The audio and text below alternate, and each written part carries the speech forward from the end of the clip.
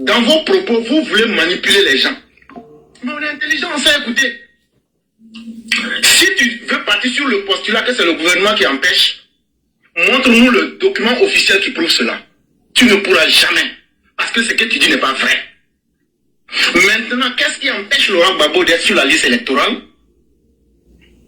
C'est la justice de la Côte d'Ivoire. Et le frère a fait sortir la décision de justice. Ça a été devant tout le monde. Maintenant, la question qu'on vous pose, est-ce que vous reconnaissez cette décision-là? Parce que il y a 3 leviers du pouvoir. Il y a la justice, il y a le législatif et puis il y a l'exécutif. Quand il s'agit d'aller prendre rente viagère, vous reconnaissez Ouattara.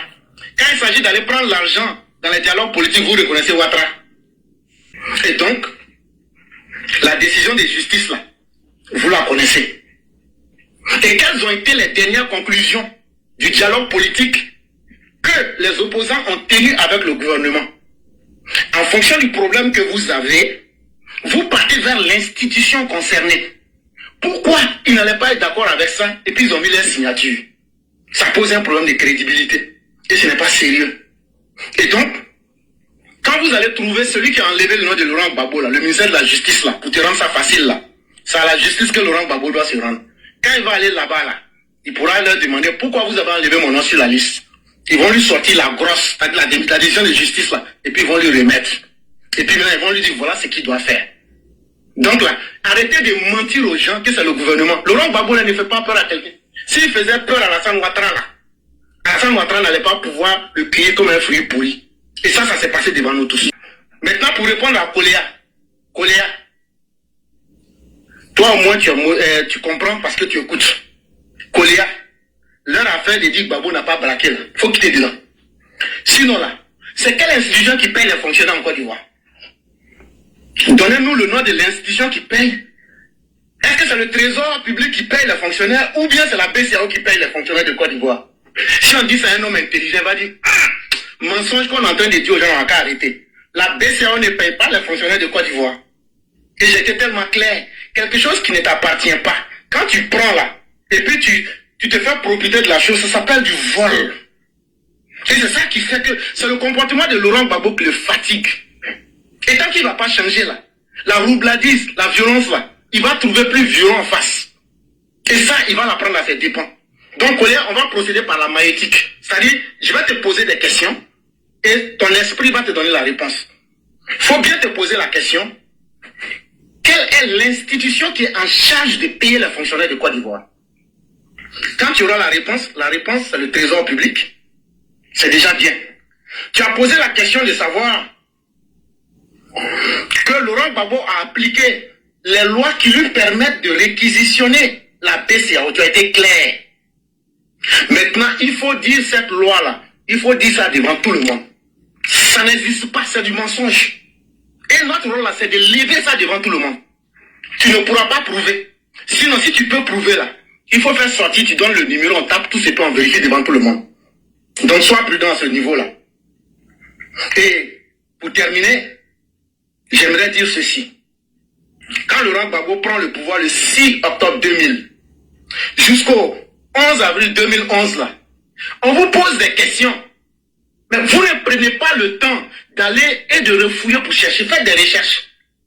La masse salariale de 2000 à 2011 était de 454,1 milliards de francs CFA. De 2000 à 2011. Aucun d'entre vous ne connaissait ça ici. Je parle de vous le gars. Mais je vous donne ça gratuitement. C'était, je répète, 454,1 milliards. Or, on est en train de dire que Laurent Gbagbo, il a braqué 300 milliards. Ça veut dire, le manquant là, il faut faire 454 moins 300. Il y a 154 qui manquent. Ça veut dire, si Laurent Gbagbo a pris le salaire là pour payer les fonctionnaires là, il y a 154 milliards qui sont manquants, qu'il n'a jamais payé aux fonctionnaires. L'argent là-haut. Puisque les 300 milliards sont inférieurs à la masse salariale. Donc, ça vient invalider votre thèse qu'il a payé les fonctionnaires. Non. Il n'a pas payé les fonctionnaires. Tout au moins, on dira qu'il n'a pas payé tous les fonctionnaires. Mais ce n'est pas vrai. L'objectif n'a jamais été de payer les fonctionnaires. Et les fonctionnaires n'ont jamais été payés. Et aujourd'hui, pour ta gouverne, tu peux vérifier, de 2011 à 2025, la masse salariale a augmenté à 749 milliards avec les augmentations budgétaires et l'augmentation des salaires et autres. Tout ça, ce sont des choses que vous pouvez vérifier. Ne vous inquiétez pas. Votre jour sera notre jour. Mais tous ceux qui cherchent à mettre fin à leur propre vie ce jour-là, ils vont obtenir ce qu'ils veulent. S'il y a des gens qui peuvent menacer, et puis leurs menaces, ils ont mis à exécution là. C'était le jour où vous aviez dit que Babo, là, vous allez le conduire au palais là. Mais ça fait combien d'années aujourd'hui? Donc ce film que vous jouez, et vous êtes les seuls braves là, c'est un film là, c'est un disque rayé. Revenons à l'intelligence. Tenons des débats cohérents et propres pour éduquer les Ivoiriens. Je serais très heureux qu'on puisse aujourd'hui discuter des limites du pouvoir Ouattara pour aider les Ivoiriens. On ne peut pas être aux États-Unis, en France, et s'aimer la mort dans nos pays et dire qu'on a été des braves. Tout ce que tu dis, les menaces que tu fais là, ça va nulle part. Mais les bonnes paroles, et les paroles cohérentes, et les paroles intelligentes, quand tu les dis là, ça instruit d'autres personnes. C'est comme ça que les gens vont te respecter. Moi, je n'ai aucune haine contre toi, cher frère. Mais je veux que je ne te demanderai pas de changer parce que dans la vie, chacun a une conviction. Élection arrive, les syndicats de transport, là, ils ont fait leur réunion. Voilà, on dit de venir vous dire, tu peux manifester, ça n'engage que toi. Mais il ne faut pas toucher voiture de transport. Vous qui brûlez les bagarres, les taxis des gens là. Si tu touches une voiture, parce que ça nourrit toute une famille, c'est pas Ouattara qui a acheté. Si tu veux Ouattara, va au plateau, il est là-bas. Voilà. Si tu as brûlé une voiture, parce que toi tu es là manifesté, tu es en colère là. Tu connais, ça c'est plus la politique. Tu t'es attaqué à une communauté, tu t'es attaqué à... Non, donc c'est comme ça, de la manière tu as brûlé, on va te jeter. Ils seront les hommes sur le terrain. Voilà, maintenant toi femme qui me regarde ici là. Voilà, si c'est facile pour toi d'accoucher là. Voilà.